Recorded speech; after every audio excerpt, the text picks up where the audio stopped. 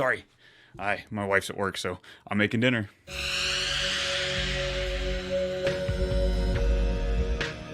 Yo, what's up, everybody? This is Too Much Best Ball, brought to you by the Fantasy Football Advice Network, sponsored by Underdog. Let's get rolling today because we're talking about the movements in the market. We have to know what's happening. The schedule's dropped and we're pumped.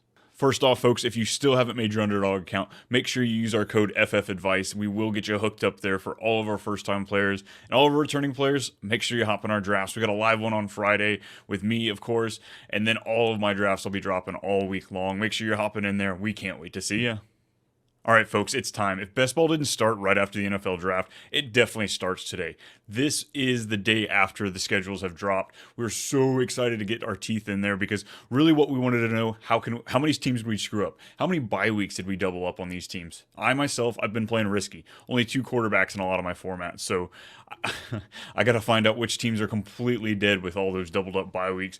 But of course, we have to know, how do we get that correlated week 17? How do we make sure that we have the best team that we possibly can with week 17? And today we're going to figure out, well, the next step into it. Because as I said, we're looking at the movements in the market. Who's gone up and who's gone down? All right, so today we're going to start off with the guys who are moving up. Who are we just taking all over the place? Who is the field just all over? And of course, we're going to see some names that we saw last time. Well, first of all, we have to talk about what's going on in Washington. Evidently, we're back on Cliff Kingsbury because him and an OC, that's what we want to see. Ben Sinnott, the second-round tight end that went to Washington, he's now tight end 17. He's now flirting with the likes of Hunter Henry, Luke Musgrave, Pat Freiermuth, and Cole Kmet. This guy has got some serious steam behind him, and so does all his buddies there with the Commanders. Luke McCaffrey has now moved up to wide receiver 77. Assumed to be plugged in as that wide receiver 3 role. Jahan Dotson's going into year 3, but it seems like he might be going to wide receiver 3. If you ask some of these people. McCaffrey's moving up. Of course, he hasn't supplanted Dotson yet, but he's moving in that direction. And then, of course, Jaden Daniels moved up to quarterback 13. Oh, my goodness. I was so excited to have a huge rushing floor so late in the draft, but oh my God, he's now... all of the quarterbacks. We're going to get to those here in a second, but they're moving up and moving up fast. Other rookie wide receivers we're starting to see jet up boards. Ladd McConkey's moved up to wide receiver 39. We're now flirting with the point that he has to be regularly involved. You kind of think he has to just based on the talent there, but they're still adding pieces. We've got a ways to go before we really see how that wide receiver room shakes out, but he's now getting to the point where he's going to have to produce to be taking him as high as we are.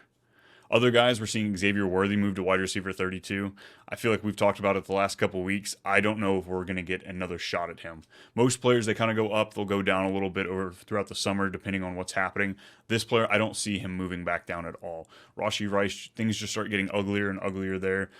And talk about rookies. Running backs are starting to move up the board. Ray Davis, they're starting to be hype on him. Can he get that end zone work? Does he find his way in the end zone several times this year?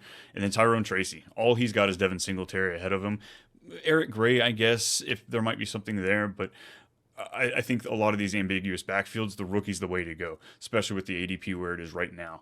Speaking of right now, Jonathan Brooks, ADP's jumped up quite a bit. Running back 25. That discount, it's freaking gone, people. I think we're starting to understand what the Carolina Panthers, how much they want to use. The coach Canales has came out and say that they want to use him a lot and often.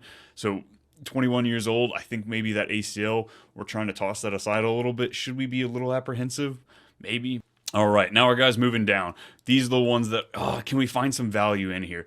Are we able to pick and choose some guys that we really like? Michael Mayer, Braylon Allen, pre-draft, there was tons of hype on them just because how could we see them not go to a good situation? Well, it fell, and it fell fast. Drake May, I'd love to see him falling. He's now at QB 27. I'm all into this.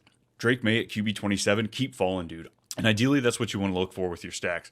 If you're taking an early quarterback like a Kyler, like a Richardson, like a Lamar, you want to come back with another quarterback, Drake May at QB 27 is perfect because none of his pieces are too expensive. And if you're looking for a lot of tight ends, Hunter Henry, he's been one of my favorite this offseason. And the last guy I want to talk about here is Brock Bowers. We talked about Michael Mayer just a little bit ago, but he's also falling. He's now at tight end 10. People are starting to cool on him. All the pre-draft hype is gone just because he fell in probably one of the worst spots he could have.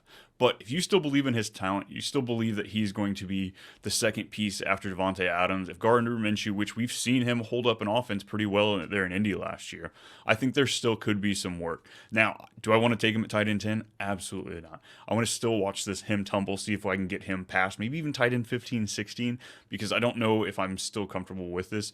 But he's moving in the direction that I want to see him for me to get some exposure, because pre-draft I really didn't take a whole lot.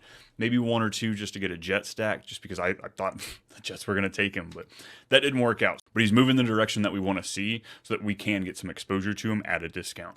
All right, everybody, let's roll out of here. That was the movements in the market.